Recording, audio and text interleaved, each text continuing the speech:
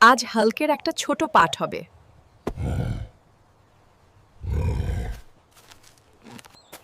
বীজটা অল্পই বড়েছে দেনে।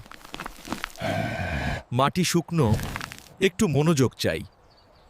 শিক্ষক বলে, প্রথম জল, তারপর মাটি ঢিলা, তারপর সহায়তা।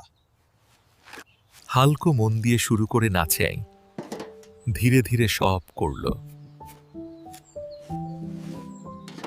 ভুল করলেও কোনো বড় কথা নেই। শিক্ষক ধীরে বলেন, আবার চেষ্টা করো। একটু অগ্রগতি নয়, কিন্তু আনন্দটা বড়। হাল্ক বলেন, ধন্যবাদ ভাই। আর শেখা চলতেই থাকে।